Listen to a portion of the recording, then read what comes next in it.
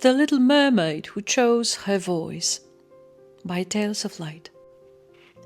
Once upon a time, when the sea was still an open book rather than a boundary between worlds, there lived a mermaid of rare attentiveness in its quiet and shifting depths.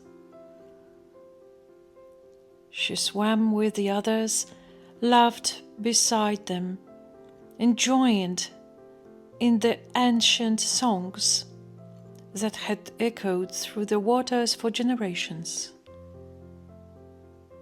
And yet, whenever they drifted away towards the coral gardens, she would remain, lingering near the surface, as though listening for something just beyond reach, where the water softened into light. When the human world began to breathe,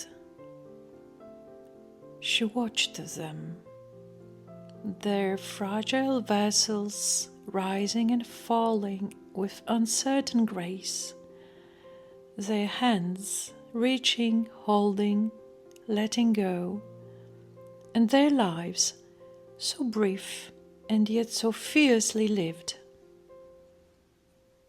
"Why do you look at them so?" the other mermaids would ask. "Because they burn," she would reply, her voice low and thoughtful. "They do not have long, and still they dare to feel everything."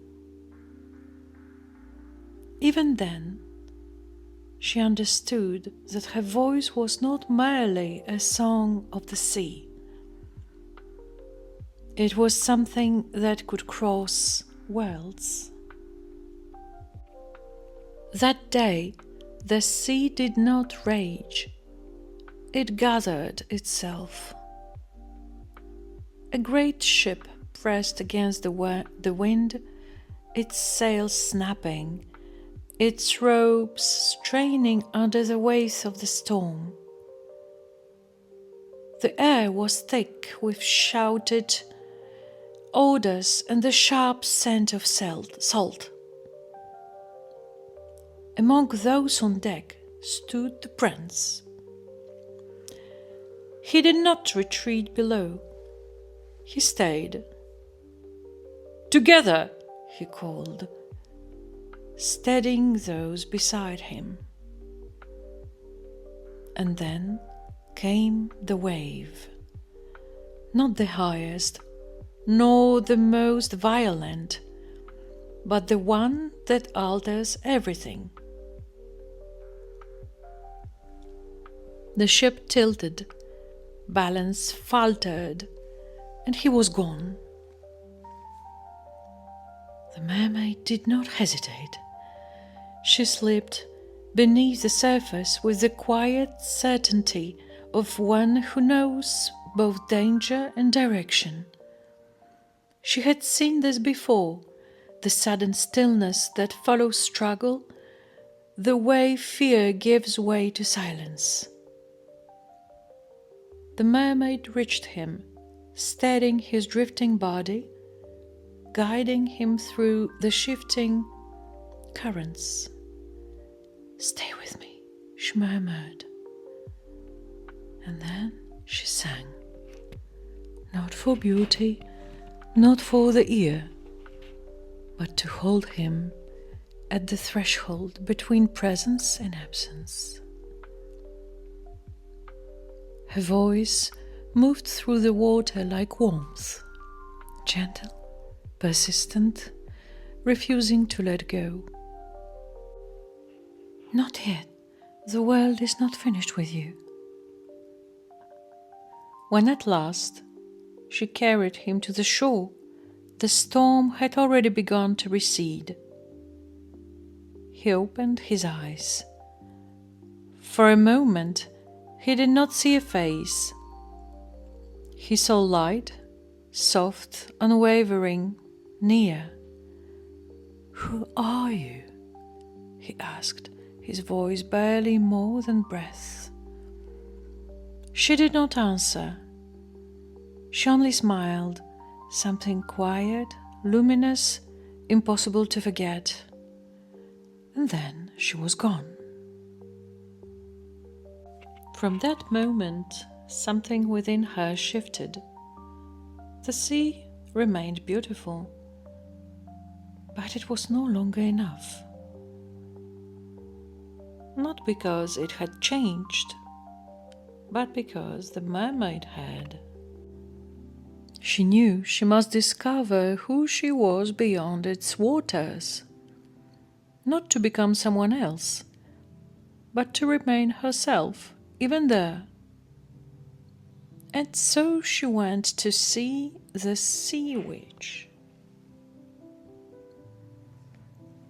The witch did not ask any questions. Every passage requires a loss, she said simply. Then let me see what must be lost.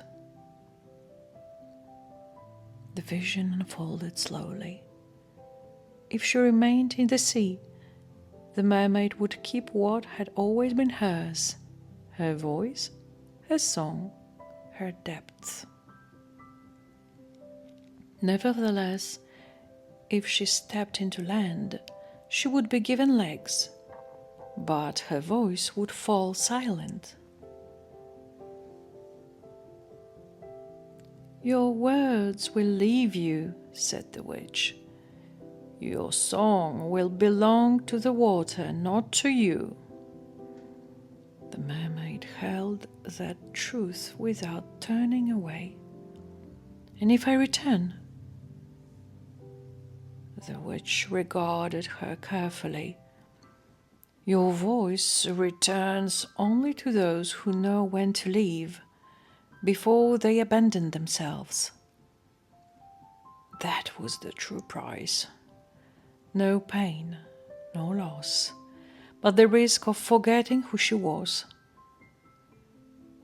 The mermaid closed her eyes and chose. She walked. Each step was both sharp and wondrous, as though the world itself had ways she had never known before. The prince recognized her, not through memory, but through something quieter, deeper.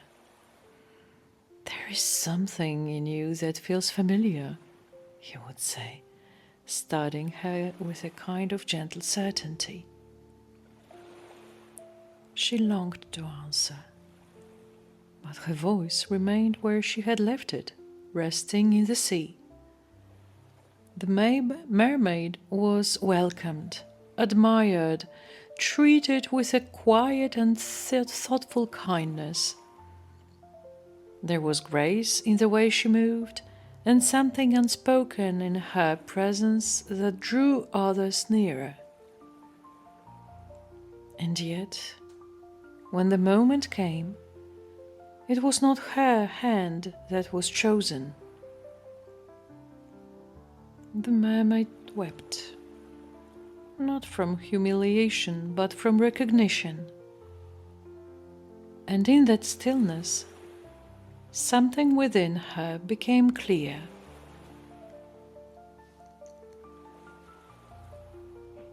She returned to the sea. It did not question her. It did not resist her. It just received her. The mermaid's voice did not rush back all at once. It rose slowly, like a long-held breath finally released.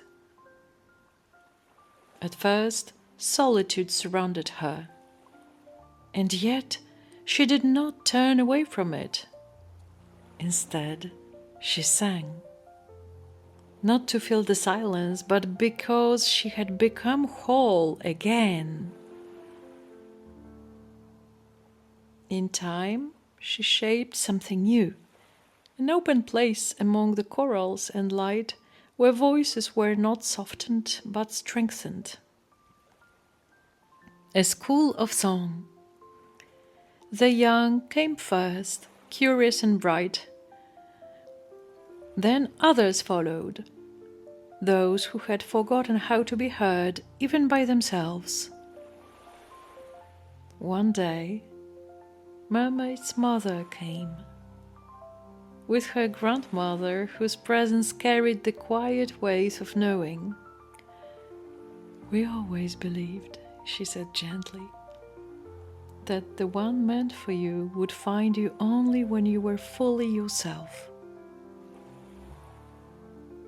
And so it happened.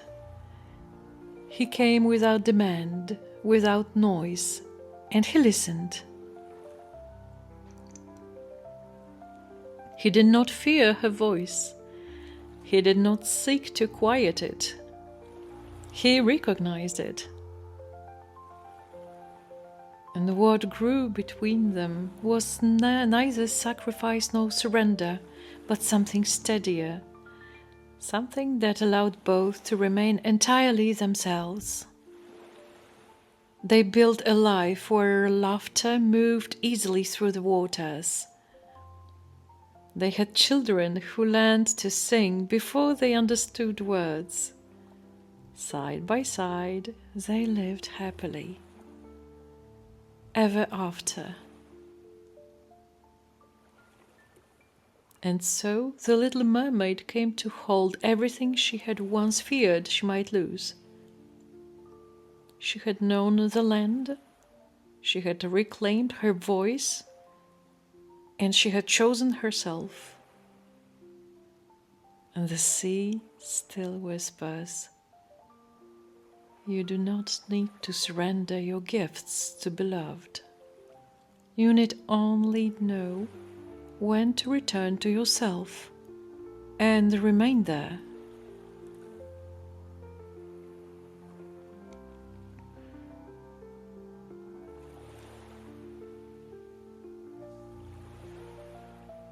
She saved his life, but nearly lost her voice.